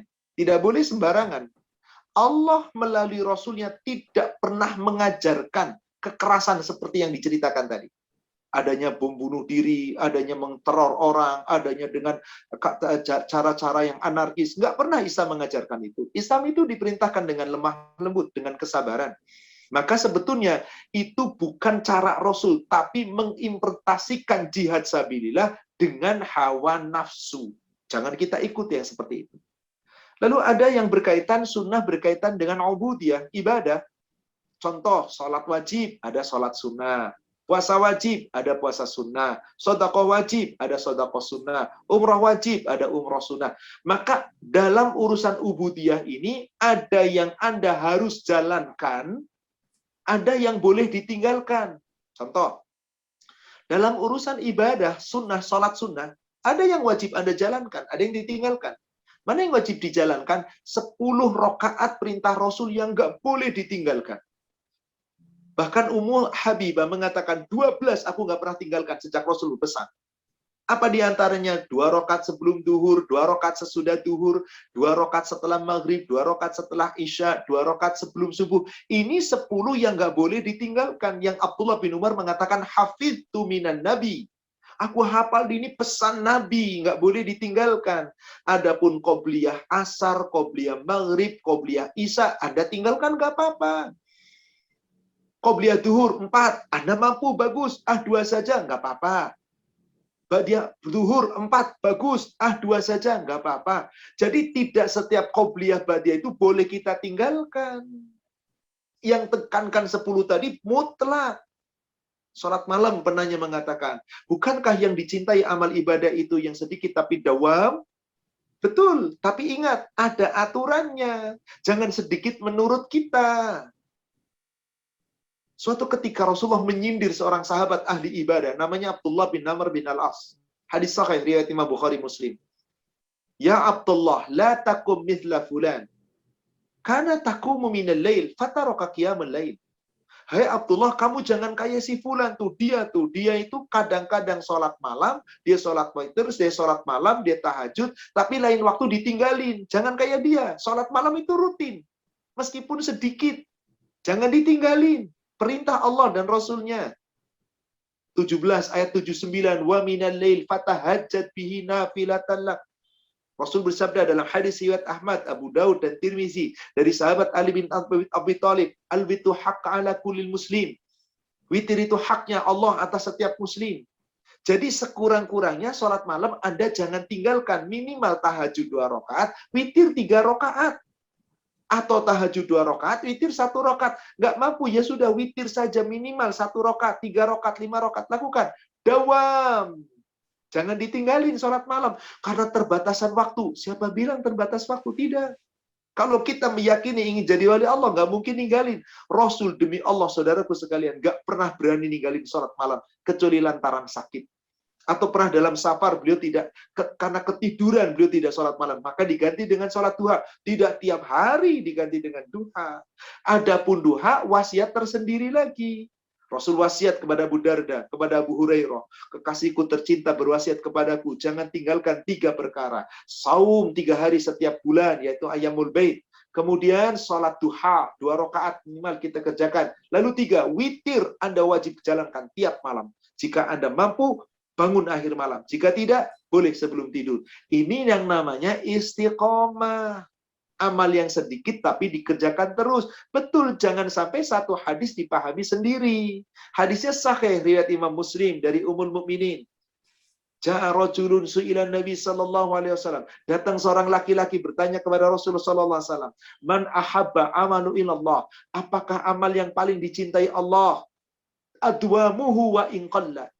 Amal yang paling dicintai Allah adalah amal ibadah yang dawam, yang dilakukan rutin, terus-menerus, meskipun sedikit. Nah, ini ada jumlah minimalnya, Ibu. Qobliyah Badiyah minimalnya 10, jangan tinggalin. Mau 12, 14, 20, monggo. Sholat malam minimal witir, 3 rakaat, 1 rakaat, jangan tinggalin. Mau nambahin tahajudnya 2, 4, 8, monggo. Sholat duha 2, jangan tinggalin. Ayyamul Bait tiap bulan 3, jangan tinggalin. Mau nambahin Senin Kamis, silahkan. Seperti itulah yang disebut dawam meskipun sedikit. Demikian Ibu. Wallahu a'lam. Baik, terima kasih. Jadi tadi ada pertanyaan juga, apa yang dimaksud dengan dawam. Jadi sudah terjawab ya. Ya, pertanyaan dari Pak Sony tadi. Dikerjakan rutin terus-menerus meskipun sedikit, tapi nggak ditinggalkan, nggak angin-anginan. Atau dalam bahasa syariatnya sudah kita bahas yang telah lalu, istiqomah. Istiqomah. Baik. Pertanyaan berikutnya nih mengenai perintah Rasulullah, mengenai tuntunan Rasulullah. Ini ada yang bertanya, ini cukup menarik jawabannya mungkin. Dari Ibu Mardiah, apakah poligami termasuk perintah Rasul juga? Subhanallah. Kedua, jam berapa waktu terakhir menjalankan tahajud? Saya sekaligus satukan, karena banyak sekali pertanyaan dan yang mau bertanya langsung. Silakan Pak Ustaz. Pertama, saya jawab dulu yang tahajud. Jam berapa? Salat malam atau tahajud ba'dal isya hatta matla'il fajr. Hatta tulu'i syams. Hatta tulu'il fajr. Ada 2 makna di situ. Satu, yang namanya salat malam atau witir, ganjil atau qiyamul lail atau tahajud, itu waktunya sejak selesai salat isya sampai sebelum subuh. Dalam hadis tadi dikatakan sejak selesainya isya sebelum waktu subuh. Itulah batasnya. Jadi kalau sholat tahajud Yang paling baik akhir malam, tidur dulu, namanya juga tahajud. Anda tidur bangun malam itu tahajud namanya. Sholatnya namanya sholat tahajud. Jadi sepanjang belum masuk subuh. Sekarang subuh itu jam 4:35 katakanlah. Ya paling terakhir Anda bangun katakanlah jam 4:15 masih bisa. Sholatlah witir 3 rakaat. Bisa insya Allah. Pertanyaan kedua. Apakah poligami sunnah Rasul? Jadi kita baca hadis itu jangan cuma poligaminya, Bapak Ibu sekalian. Hadis tentang poligami, tentang sunnah Rasul menikah itu sesungguhnya panjang. Sesungguhnya aku tidur, aku juga sholat malam. Aku puasa, aku juga berbuka. Aku menikah, aku juga aku menikahi wanita-wanita, aku menggaulinya. Aku juga manusia biasa, yang aku juga butuh istirahat. Nah, semuanya itu dijelaskan oleh Rasul kepada sahabat yang namanya Abdullah bin Amr bin Al-As, yang pengen sholat setiap malam, sepanjang malam, pengen menghatamkan Quran dalam sholatnya, pengen puasa tiap hari, bahkan membujang. Pernah Abdul Umi Makhzum mengatakan, aku tidak akan menikah selamanya. Akan ibadah terus biar masuk surga. Maka dikatakan, aku sholat, aku tidur, aku puasa, aku berbuka, aku juga menikah dengan perempuan-perempuan. Itulah sunnahku. Dzalika sunnati, faman raghiba an sunnati falaysa minni. Siapa yang tidak mengikuti sunnahku bukan golonganku. Apakah cuma nikahnya doang? Ini bapak-bapak curang, giliran qobliyah badiah ditinggalin, puasa ayyamul bid ditinggalin, nikah lebih dari satu, seneng, itu namanya curang. Ada hanya sunnah sama sunnah Rasul. Jadi apakah menikah lebih dari satu sunnah Rasul? Termasuk iya, karena itu perbuatan Rasul. Tapi maaf, Allah menginginkan satu, Pak. Silakan buka An-Nisa. Dijelaskan di surat An-Nisa itu jelas sekali, surat 4 ayat 3. Ya, bolehnya menikah lebih dari satu itu kalau Anda tidak mampu berlaku adil dengan seorang yatim yang wanita yang telah Anda nikahi dan punya harta banyak. Khawatir Anda tidak adil kepada mereka. Fankihu ma tobalakum minan nisa mathna wa thulatha wa ruba'. Boleh kamu nikahi wanita lain yang kamu sukai, 2 atau 3 atau 4. Wa in khiftum alla ta'dilu. Tapi jika kamu takut, khawatir, nggak mampu adil ketika menikah lebih dari satu, fawahidatan. Itu yang paling baik untukmu. Satu saja. Satu. Allah perintahkan. Jadi yang terbaik itu Bapak Ibu, satu is the best. Kenapa? Karena Anda pasti akan adil dengan satu ini. Lah satu aja nggak adil gimana? Tapi Ustaz, saya ingin menegakkan sunnah Rasul. Allah telah membolehkan. Silahkan, Anda lakukan. Yang penting adil. Ingat, seorang suami beristri lebih dari satu lalu nggak adil, jalannya miring nanti di hadapan akhirat, di hadapan Allah. Maka laki-laki yang jalannya miring-miring, tandanya dulu nggak adil di dunia. Jadi ada perintah. Bahkan kalau Bapak Ibu lihat surat 24, surat An-Nur ayat 32, yang Allah perintahkan menikah itu yang masih sendiri. Coba perhatikan, surat 24 ayat 32. Wa angkihul ayama minkum wassalihina min ibadikum wa imaikum. Nikahkanlah orang yang imaikum, yang masih sendiri, yang masih lajang. Min ibadikum, dari hamba-hamba sahayamu, yang laki-laki maupun yang perempuan. Di sini Allah perintahkan yang masih sendirian di antara kamu. Jadi bapak-bapak yang sudah punya pasangan, jika takut nggak mampu adil, udah satu aja. Tapi saya adil Ustadz, silahkan. Gimana saya mau membuktikan adil kalau saya nggak menikah lebih dari satu? Saya akan buktikan nanti. Buktikan dulu, silahkan. Tanggung jawabnya masing-masing di hadapan Allah.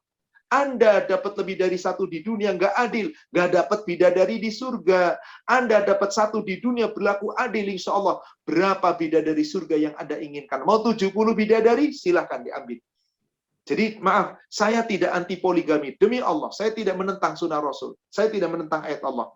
Tetapi ayat mengatakan, Allah sendiri yang mengatakan, satu itu lebih baik bagimu. An-Nur ayat 32 mengatakan, yang dinikah itu yang masih sendiri. Wallahu alam. Demikian. Jadi siapa yang mau berpoligami silakan, tapi jangan mengatasnamakan sunnah Rasul hanya poligami. Tidak, sunnah Rasul itu menyeluruh. Wallahu a'lam. Demikian. Baik, Mas, ini ada pertanyaan menarik juga yang sekarang agak ke politik nih. Bagaimana peran seorang wali Allah dalam pemerintahan politik suatu negara? Karena banyak juga mungkin yang berinterpretasikan para pemimpin ini tidak mengikuti tuntunan dari Rasul. Nah, bagaimana kita sebagai umatnya, tamannya, mengikuti perintah-perintah dari pemimpin negara tersebut? Yang namanya mengikuti sunnah Rasul, maaf, bukan dalam ubudiyah saja. Ada sunnah syariah. Dalam urusan syariat. Dalam memimpin negara, itu ada sunnah Rasul dan dikaitkan. Tidak bisa mengatakan bernegara jangan disatukan dengan beragama. Agama, urusannya ibadah. Bernegara, negara. Siapa bilang Rasul bernegara? Rasul mengutus para pemimpin negara. Mu'az bin Jabal diutusnya ke Syam. Amr bin al-As diutusnya menjadi gubernur di Mesir. Dan para sahabat itu diutus menjadi pemimpin. Itu politik namanya. Dalam kepemimpinan harus jujur. Jangan mengkhianati rakyat. Maka bagaimana cara kita sebagai rakyat atau sebagai pemimpin di negara kita ingin menegakkan sunnah Rasul? Wahai pemimpin, jadilah pemimpin yang adil. Jadilah pemimpin yang adil. Wahai rakyat, jadilah rakyat yang adil. Bagaimana caranya? Pemimpin berlaku adil, jangan khianat. Rakyat berlaku adil, jangan arogan. Jangan suka berkata-kata kotor, berkata menghujat, mencela, melaknat. Jangan. Allah nggak suka itu. Karena seorang mukmin bukan seperti itu. Hadis sahih, hadis hasan diriwayatkan oleh Imam At-Tirmidzi, juga Ibnu Hibban dari Abdullah bin Mas'ud. Rasul bersabda, "Laisal mu'min bit-ta'an." Mukmin itu bukan orang yang mulutnya suka mencela orang. Walal la'an, bukan mulutnya suka melaknat orang. Walal fahish, kata-katanya nggak keji. Walal badhi, mulutnya nggak kotor.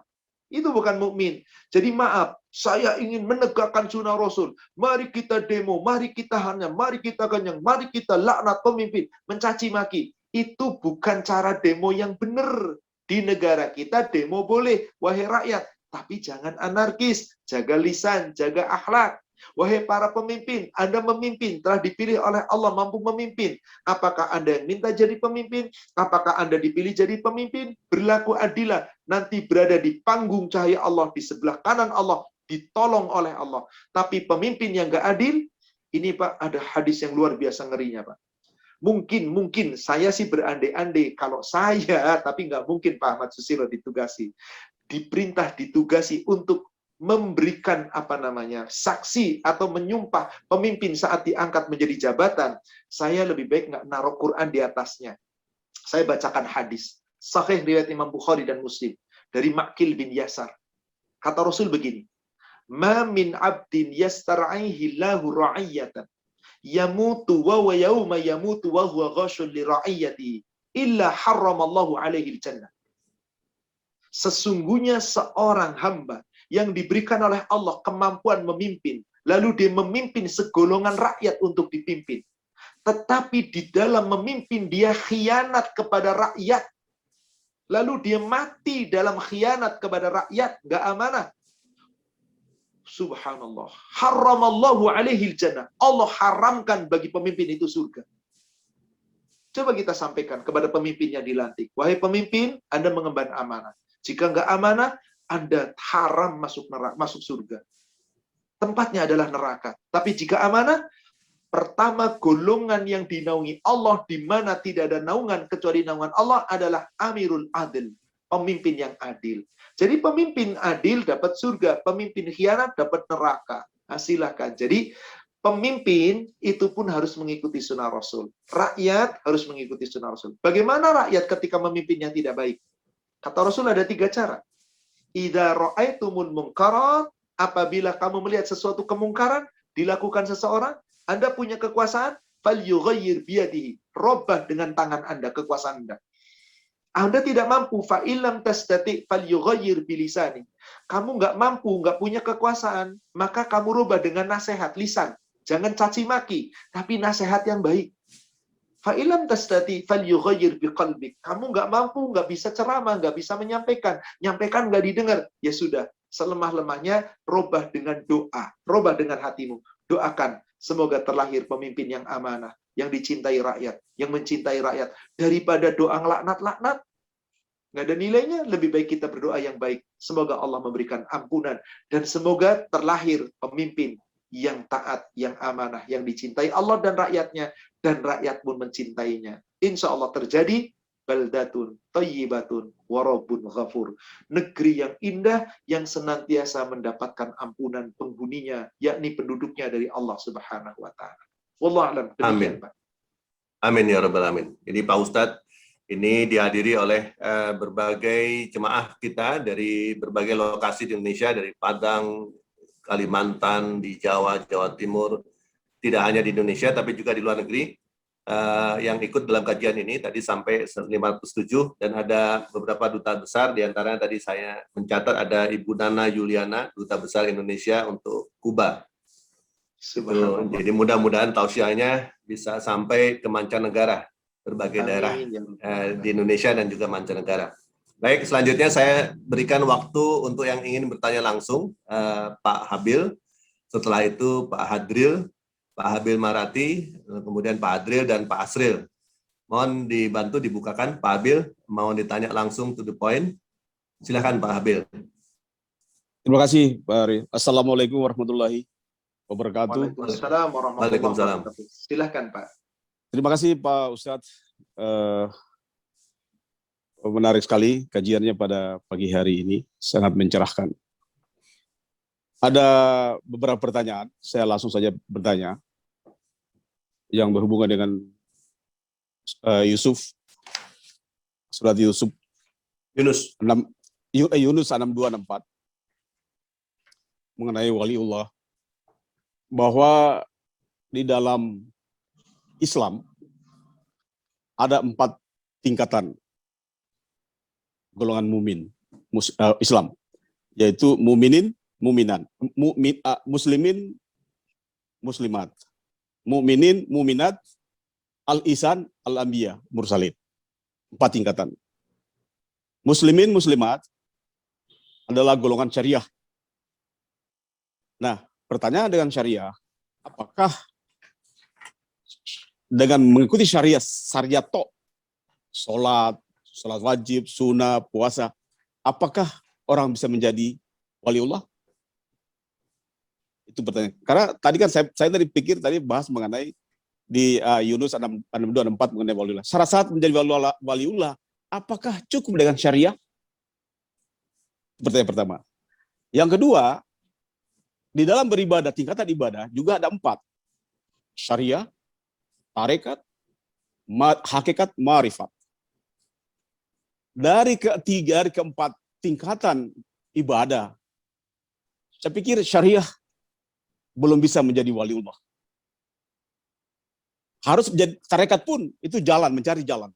Belum tentu juga menjadi waliullah. Jadi harus keempat-empatnya. Sebagaimana sahabat Nabi, Pak Ustadz. Abu Bakar adalah syariah. Ali adalah hakikat. Umar adalah marifat. Sedangkan Utsman adalah tarekat. Jadi orang menjadi waliullah tidak bisa hanya modal syariah, tapi juga harus dikerjakan empat-empatnya ini. Nah, ini pertanyaan saya, Pak Ustadz. Bagaimana cara kaum muslimin sejamaah pejuang subuh ini bisa mendapatkan guru yang bisa mentransfer tarekat yang benar? Tentunya tarekat yang Nabi Muhammad, tentunya syariahnya Muhammad. Itu yang kedua. Yang ketiga, bahwa di dalam surat Al-Isra 72, bahwa 72 itu saya bacakan Pak Ustadz, di 72, di Al-Isra itu 72 itu di sana di 17 yaitu di ayat 72. Ya, ayat 72. Karramna bani Adam wa hamalnahum fil barri wal bahri wa razaqnahum minat thayyibat. Iya, ini berhubungan dengan mengenai substansi seseorang untuk menjadi waliullah.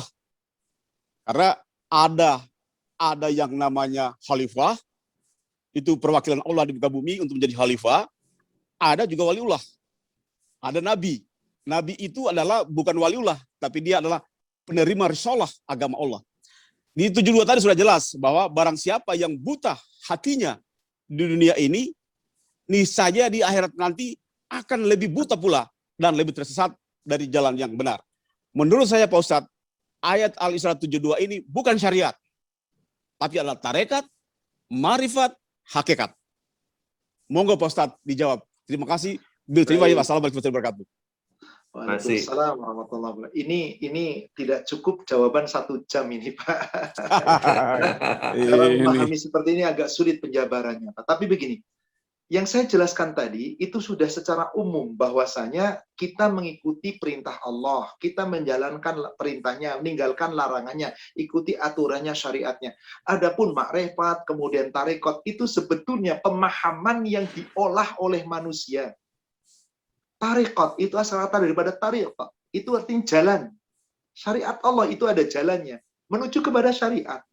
Tingkatan yang Bapak sebut, muslimin, mukminin, muttaqin, muhsinin, kemudian mursalin, Rasulullah, itu sesungguhnya hanya pemahaman-pemahaman manusia. Pada prinsipnya begini, kalau Bapak katakan yang bisa menjadi wali Allah, makrifat tadi digolongkan, Ali begini, hakikat, kemudian Abu Bakar begini, makrifat begini.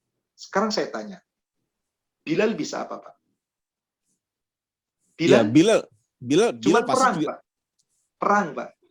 Perang dan ibadahnya jalankan wajib dan sunnah. Apakah Bilal pandai ilmu agama? Tidak. Bilal pernah jadi pemimpin perang? Tidak. Beliau membawa liwa, bendera perang, memberi semangat berperang. Apakah Bilal bukan wali Allah? Wali Allah. Meskipun bukan khulafaur rasyid, hanya budak, Pak. Bilal hanya budak. Wali Allah. Jadi yang dimaksud wali Allah di sini adalah orang yang kelak akan masuk surga. Siapapun pemasuk surga, itu wali Allah. Jadi yang saya arahkan tadi, mari kita nggak perlu bicara terlalu panjang lebar. Jadilah dulu kita seorang hamba yang taat menjalankan perintah Allah, taat menjalankan perintah Rasul. Jika kita mau belajar ilmu lebih dalam lagi, mari belajar. Maka tingkatan orang nanti berbeda-beda. Wali Allah tingkatannya beda-beda, Pak. Orang beriman itu pasti jadi wali Allah kalau taat tadi. Makin banyak ilmunya, tingkatannya makin tinggi. Kalau Bapak kemudian mengatakan dari surat Al-Isra, di ayat 71 Allah katakan, وَلَقَدْ كَرَّمْنَا بَنِي آدَمْ وَحَمَلْنَاهُمْ فِي الْبَرِّ وَالْبَحْرِ وَرَزَقْنَاهُمْ مِنَ الطَّيِّبَاتِ وَفَضَّلْنَاهُمْ عَلَى كَثِيرٍ مِمَّا خَلَقْنَا تَفْضِيلًا. Itu jelas, manusia, anak Adam, itu Allah lebihkan dari makhluk yang lain. Dikasih rizki, dikasih nikmat, tapi jangan sampai Anda keliru. Maka di ayat ke-72-nya dikatakan, فَمَنْ كَانَ فِي هَذِهِ الْأَعْمَى فَهُوَ فِي الْآخِرَةِ أَعْمَى وَأَضَلُّ سَبِيلًا. Siapa yang buta mata hatinya di dunia, di akhirat buta benar-benar, sesat jalannya. Lalu Bapak katakan, ini sesungguhnya adalah makrifat dan seterusnya. Sebetulnya agama tidak menggolongkan seperti itu. Hanya memang ada sekelompok orang memilah-milah antara ilmu, nanti ada makrifatullah dan seterusnya. Ini bahasanya tidak ringan, Pak. Mohon maaf saya tidak bisa menjawab seluruhnya, tapi saya tampung dari komentar Bapak. Intinya, menjadi wali Allah siapapun bisa. Yang penting taati perintah Allah, taati perintah Rasul. Makin baik ketaatan kita, makin baik semuanya, maka insya Allah kita akan meraih surganya Allah. Itu intinya, Pak. Wallahu a'lam, saya tidak bisa panjang lebar, waktu juga yang tidak memungkinkan. Demikian, wallahu a'lam. Baik, menjadi wali Allah itu ganjarannya adalah surga. Dan surga sendiri ada 7, Ustadz ya, ada 7 tingkatan surga. Dan tiap tingkatan paling... nanti ada lagi, Pak. Yeah. Maka kalau kita mau lihat tingkatan itu disebutkan oleh Allah di surat 6 Al-An'am ayat 132. Walikullin darajatim mimma amilu. Tiap-tiap umat manusia nanti punya derajat. Di surga ada derajatnya. Sudah ada tingkatan derajat pula, Pak. Contohnya di surga Aden, itu ada tingkatan Aden, tapi ada derajat-derajatnya. Sesuai dengan yang diamalkan. Yang penting tujuan jadi wali Allah adalah masuk surga. Karena hidup di surga itulah yang paling nikmat. Dan tujuan kita hidup surga. Rasulullah selalu minta surga. Allahumma inni as'alukal jannah wa a'udzubika minan nar. Itu Rasulullah minta, bahkan setiap saat Rasulullah meminta ampunan dan seterusnya. Demikian wallahu a'lam. Yang sudah mengamati 4 ilmu tadi yang disampaikan oleh Pak Habil, mungkin surganya tingkatan yang paling tinggi. Tingkatannya gitu. Semoga lebih tinggi lagi, insya Allah. Baik, berikutnya pertanyaan dari Pak Adril. Pak Adril dari Padang. Silakan Pak Adril. Silakan Pak. Assalamualaikum warahmatullahi wabarakatuh. Udah dengar Assalamualaikum suara, Pak? warahmatullahi Silakan Pak. Ya. Silakan Pak. Jadi dari uraian Pak Ustadz tadi mengenai wali Allah, kan di Indonesia ini dalam sejarah dulu kita sering membaca terkenal dengan Wali Songo. Dari uraian Pak Ustadz tadi saya berpikir ini perlu dikoreksi nih mengenai wali-wali ini. Mungkin tidak hanya 9 itu, mungkin lebih nih. Yang kebanyakan itu kan yang ditulis untuk di Pulau Jawa. Sebanyak penghuni surga itulah wali Allah, Pak. Iya, di Sumatera. Wali Songo itu kan maaf, di Indonesia dibuat, apakah betul nyata atau tidak? Wallahualam, saya sendiri tidak pernah mengetahui. Ada catatan sejarah, tapi sejarah yang dibuat betul atau tidak? Contoh begini, Pak, maaf Pak. Ada sebuah film yang diangkat dari sejarah. Wali Songo yang namanya Sunan Kalijaga. Sunan Kalijaga pernah 40 hari, 40 malam nggak sholat, Pak. Bertapa di pinggir kali. Lalu jadi sakti. Tongkatnya bisa merubah sesuatu jadi emas. Pakai logika. Mungkinkah wali Allah ninggalin sholat? Nah, jadi di situ sudah ada penyelewengan. Sehingga apa? Sehingga dipahami oleh orang awam. Wali yang songo itu sakti, hebat, mulia. Bisa jalan di atas air, bisa naik pohon tanpa dengan apa seakan-akan terbang. Ini yang seperti ini kekeliruan yang sangat mendalam. Tapi itu di dalam buku cerita wali diceritakan. Maka betulkah Wali Songo itu ada? Jika memang betul, berarti yang membuat kisahnya yang mengada-ada. Tapi betulkah ada? Wallahu a'lam. Intinya dengan ayat dan hadis tadi, siapapun kita bisa jadi wali Allah. Kan tegas surat 2 ayat 257. Orang beriman itulah yang akan jadi wali Allah. Asal imannya benar. Dan nanti akan menjadi tingkatan-tingkatan. Kalau perlu dikoreksi adanya wali Allah cuma 9 di Indonesia, ya tentang perlu dikoreksi. Tapi sudah terlanjur betapa banyak umat Islam yang meyakini di Indonesia wali hanya ada 9. Namanya Wali Songo. Ya silahkan, itu pemahaman mereka. Tapi yang kita bahas tadi bahwasanya wali Allah itu siapapun bisa dan yang berjuang seberat-beratnya untuk masuk surga. Itulah nanti wali Allah. Demikian Pak Adril, wallahu a'lam. Satu lagi Pak Ustadz, mengenai sunnah. Yang laki-laki kalau sekarang ini trennya kan berjenggot. Saya kan udah tua juga, udah masuk 70. Jenggot saya nggak bisa panjang. Kemudian pakai celana cempreng, celana yang pendek itu.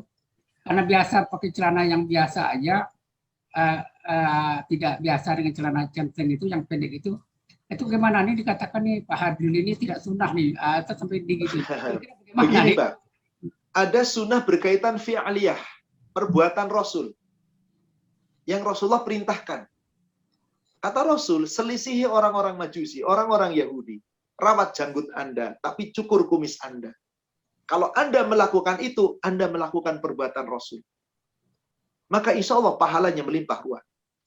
Rasul mengatakan, naikkan kain Anda di atas mata kaki. Sebab apa? Resiko orang yang sombong menggunakannya di bawah mata kaki bisa jadi neraka. Apa susahnya kita naikkan? Tapi saya sudah terbiasa turun di bawah mata kaki. Lakukan oleh Anda. Lakukan, silakan. Tapi semua perbuatan kita akan dipertanggungjawabkan di hadapan Allah. Apapun, Pak.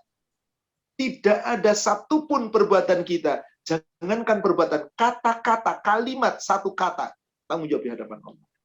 Jadi dalam hal ini, Bapak Ibu, saya tidak ingin berselisih dengan siapapun. Silahkan yang maunya pendapat. Tapi saya punya pendapat dengan ilmu yang saya yakini, yang saya pelajari, saya akan mengamalkan yang saya yakini. Tapi saya tidak bisa mengintervensi orang yang tidak satu keyakinan dengan saya.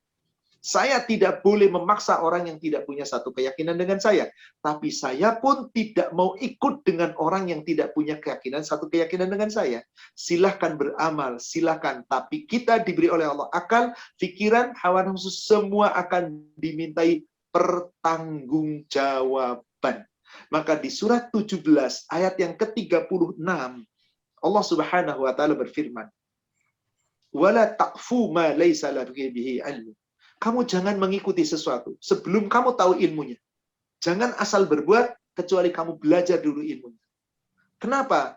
Inna sam'a wal basara wal fuada kullu ulaika kana anhu mas'ula.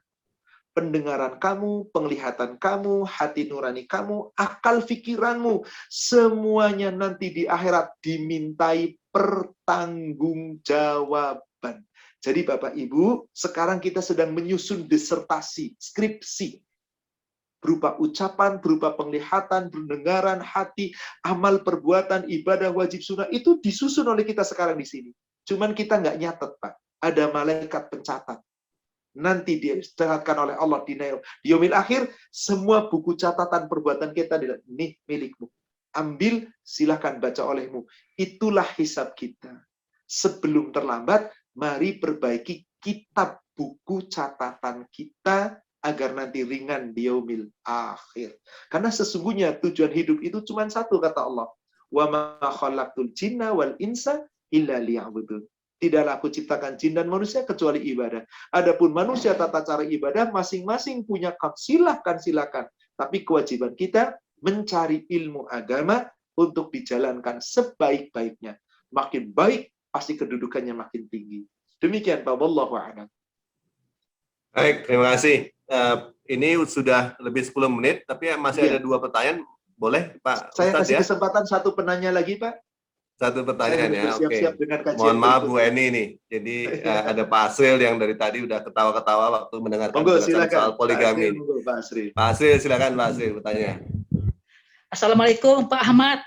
Waalaikumsalam warahmatullahi wabarakatuh Pak Asril. Semoga barokah untuk Bapak di usia senja Bapak, subhanallah masih semangat untuk terus untuk memajukan, memakmurkan Islam. Insya Allah Pak Asril. Amin. Amin. Ya Rabbal Alamin. Monggo Pak Asril, monggo. Mengapa pertolongan Allah sampai sekarang belum sampai juga di Palestina? Mohon bicara Bapak. Wassalamualaikum warahmatullahi wabarakatuh. Waalaikumsalam warahmatullahi wabarakatuh. Ada pertanyaan ini, tentu ada jawabannya dalam Al-Quran.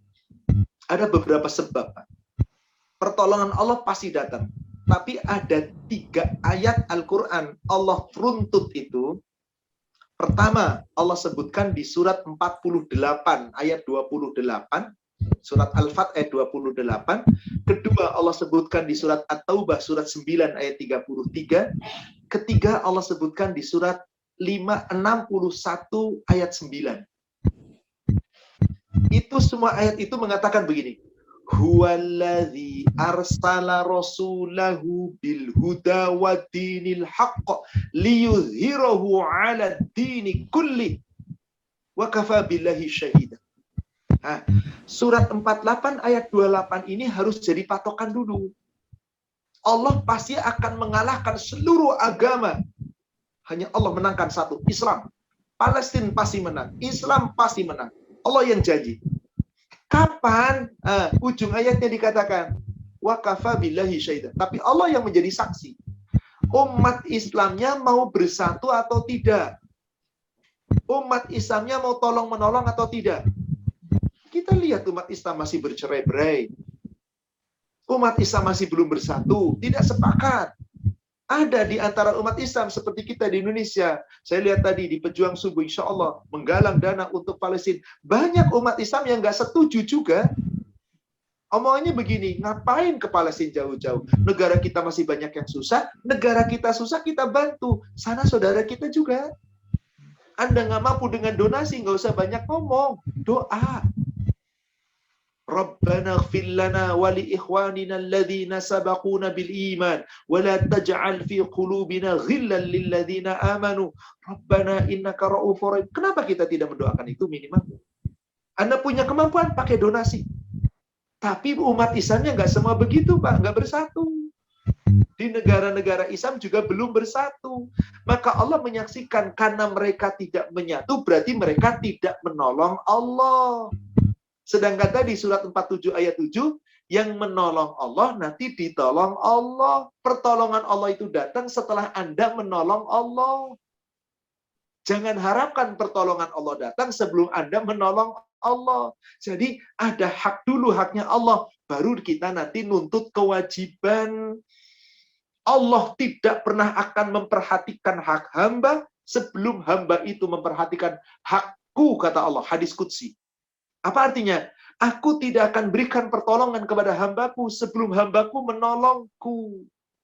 Nah, kalau begitu, dah kita nggak usah banyak protes ke sana kemari, ngomong ke sana kemari. Bismillah, tolonglah dulu diri kita. Karena perintah Allah adalah ku anfusakum wa ahlikum nara. Jaga dirimu dan keluargamu dari api neraka. Jadilah diri-diri kita menjadi wali Allah. Kemudian kita mulai lingkungan terdekat, mulai meluas. Kalau kita sudah punya kemampuan itu, mari bersama. Yakinlah, pasti pertolongan Allah datang. Ala inna nasrullah qarib. Dan ini Allah sudah janjikan bukan kepada kita saja sejak di zaman Rasul, tapi memang sunatullah, umat Islam yang menjadi wali Allah, yang ingin masuk surga betul-betul, itu permusuhannya makin banyak, Pak. Kadang-kadang musibahnya makin besar. Allah gambarkan di Al-Baqarah 214. Surat 2 214. Am hasibtum an tadkhulul jannata wa lamma ya'tikum. Apakah kamu mengira kamu bakal masuk surga? Jadi wali Allah yang masuk surga. Walamma ya'tikum, padahal belum datang kepadamu musibah, cobaan, ujian kepada kamu. Masalul ladzina khalau min qablikum, sebagaimana umat-umat terdahulu sebelum kamu diuji oleh Allah dengan bermacam-macam. Masat humul baksa, Allah timpakan kepada mereka kesengsaraan, wabarra, kesempitan, kesusahan, kemelaratan, wazulzilu, peperangan, keguncangan, bertubi-tubi. Apa kata Allah di ujung ayatnya?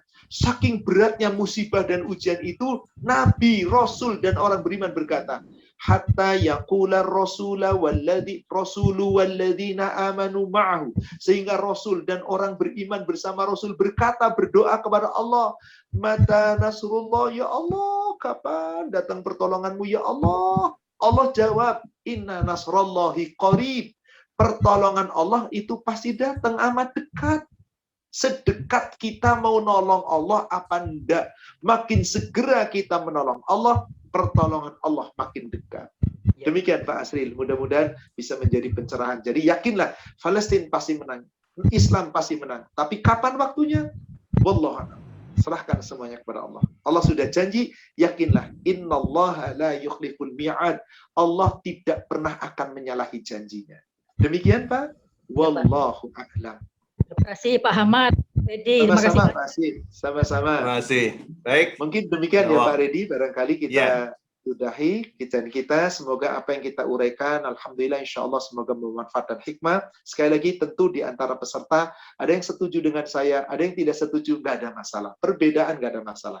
Yang penting bagi kita masing-masing. Walakum a'malukum waluna a'maluna. Amalmu untukmu, amal kami untuk kami. Beramalah sesuai dengan aturan Allah dan Rasul. Semoga kita menjadi wali-wali Allah. Yang benar dari Allah yang disampaikan melalui Rasulnya. Yang salah saya yang menyampaikan yang penuh kekurangan. Kita manusia yang penuh kekhilafan. Semoga Allah memaafkan dan mengampuni dosa kita. Mari Bapak Ibu kita tutup dengan kafaratul majlis.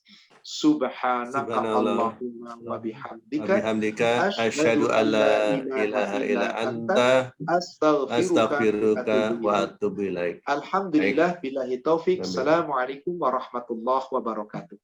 Waalaikumsalam.